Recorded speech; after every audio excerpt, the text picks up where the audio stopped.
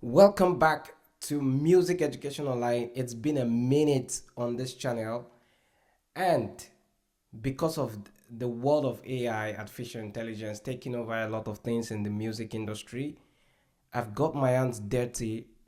And today I want to show you something really cool, something that I know that I wouldn't have been able to do some 1 or 2 years ago or a few months back, whatever. This is AI taking over our jobs. Like we always say, AI will take over your jobs. Well, this is AI actually taking over someone's job because an AI model was able to do this for me. And what exactly am I talking about? You will find out in this video. I built an audio plugin from scratch. So here is the idea, and here was the problem.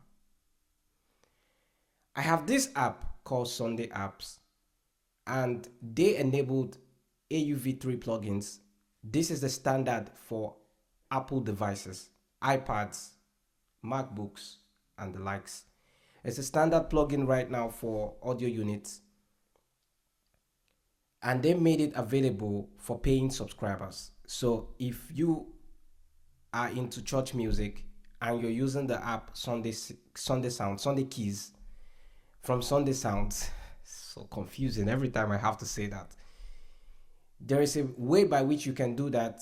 Bring in a plugin, an audio plugin, and you can have the same set of controls that you have on the app from the host. So I thought to myself, I needed something like a shaker's plugin.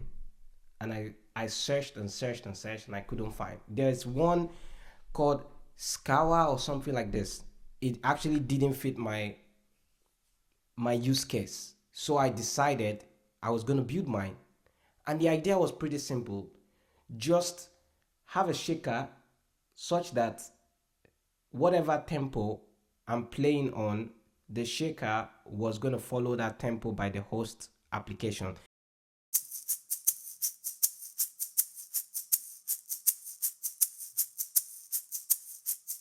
And the host application this time around is the Sunday Keys application.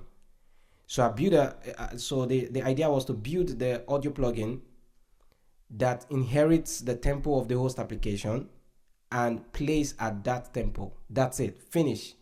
And you can adjust the volume, of course, to fit into the rest of the sounds to have a blend. So here is how I started.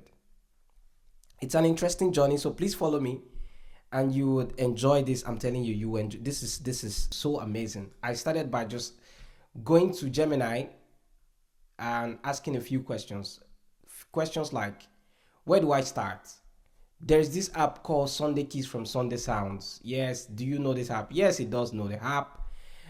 And I'm just very curious how the plugins were built and all that. I have Xcode. I said I have Xcode, and then it started to give me some ideas on how to go about that. And finally, we arrived at the point where I have to first of all record the shakers. So I have a shaker like an egg sort of thing, and here's just an example of that. So my first attempt to doing this was this particular shaker. I recorded this at 120 BPM. This is why we have to record at 120 BPM. Just take a look at this formula here. It says playback rate is equals to host BPM divided by 120. So if Sunday Sounds is at 60 BPM, the playback rate becomes half speed. And if it's at 240 BPM, it then becomes a double speed. So it's good to have it at a particular base tempo. It says here, since you are building a plugin, this step is critical. If your sample isn't perfect on the grid at the base tempo, it will drift out of time when Sunday Sounds tries to sync it, which is very important. So, we don't want that to happen. We'll be at 120 BPM, which is 2 seconds. So that is the whole idea. So the shaker sounds like this. Not much of a big deal. Just like that.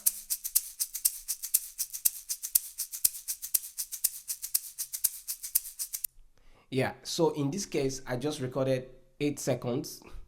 just a shakers of 4 bars, and that's enough. The first thing I did was, of course, to come to GarageBand because you need a DAW, definitely. And I used GarageBand. It's, I mean, pretty simple to. And here is me just trying to open GarageBand. Somehow my audio went out from this point, so I needed to continue in a different way. And here is me just explaining that I had to open GarageBand, use GarageBand for this process. So normally I would select the tempo. So I did this for a couple of tempos. I would select the tempo first and then just hit the record, and I will have to export some of this or all of these audio tracks. And here, what eventually we do after exporting, the next step is then to open the Xcode application. So if you don't know Xcode application, it's the application that is released by Apple. It essentially allows you to create apps for iOS, for macOS, for everything that has to do with the Apple ecosystem.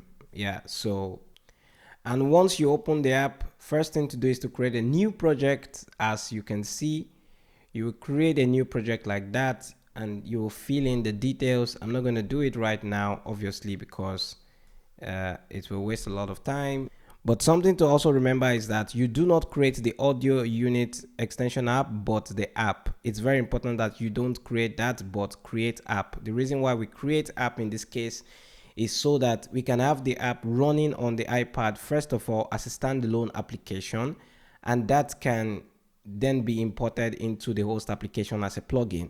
So you want the application to be able to stand alone at it, by itself. Like, you can play the shaker normally without even any host application, where the iPad is just the host to just play the app, you know, just like a regular iPad application. You can do that first of all, and this is why we create app first and not the audio unit app.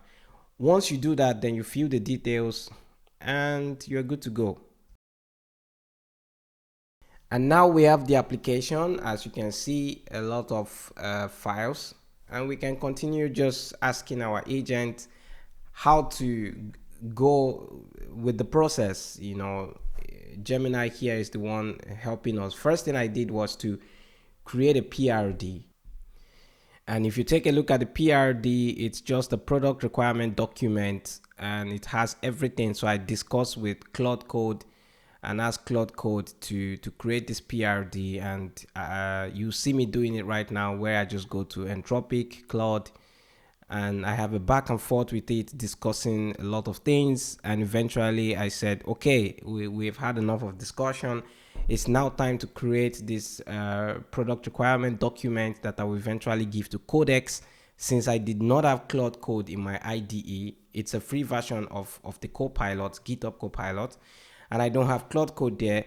So Codex can also do the same. So I just ask Claude Code to prepare me the PRD, and this is how you can really leverage different models to do what you want it to do. Going by this formula, the playback rate, which is the host BPM of 120 over 120, going by this formula, the first time I did it, I discovered a few issues. Like I said, if, for example, the host BPM is about 60, 65, 70, and as you recorded at 120, it's about time stretch, right? So the shaker tends to lose the quality of the sound and starts to give artifacts. So I had another idea that I wanted to discuss alongside my my second brain. In this case was Codex, and I said, okay, what if I could have a range of BPMs such that, for example, between 60 to 70 or between 60 to 65, 75, I will use a particular BPM shaker wave file, so that even if it time stretches, it will not be so much between that small range of BPMs.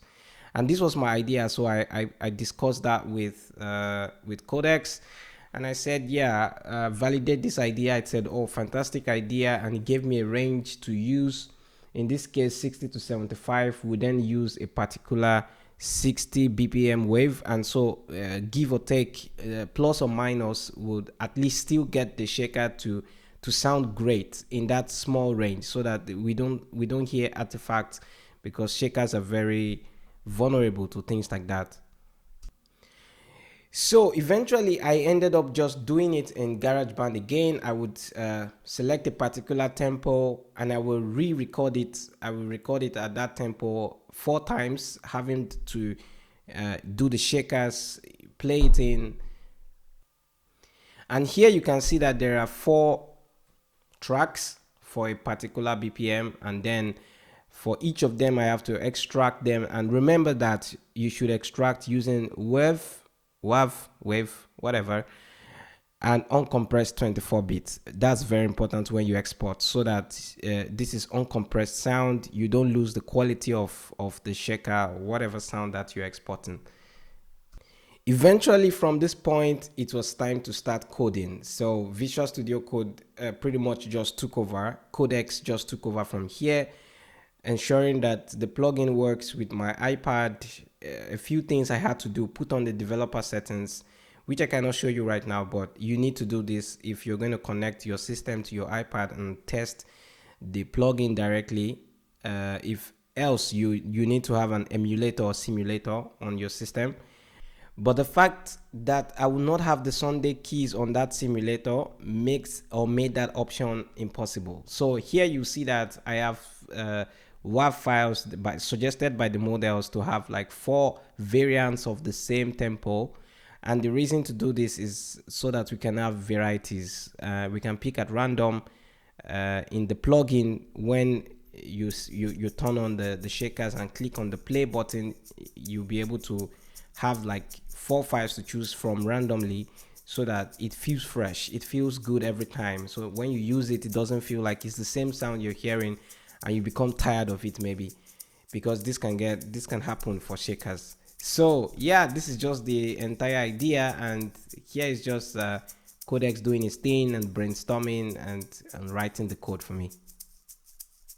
And something very interesting about all these LLM models, they are so good now. Normally you would have to come to the product, you have to clean, you have to build and make sure that it works on the device and all that. But these models are so good now. They know everything about the CLI commands. I will show you a place that it built the app successfully and says build succeeded. It knows to do that. So they would do it and run the commands in the CLI, and eventually everything works. So I don't have to go to Xcode all the time and click on that build button to make sure that the app builds. And this is something very interesting, especially because we have LLMs now. So this was for me an interesting project. If you would like to see more of this kind of content, just leave a comment in the comment section. Let me know what you guys are also building. This world is becoming crazy. The AI models are just taking over everything. And maybe back to what I said in the beginning of the video, that the AI models are coming for our jobs. Maybe that is true. I mean, this application is not perfect. It will need a touch of maybe a bigger model or an expert in the industry or something.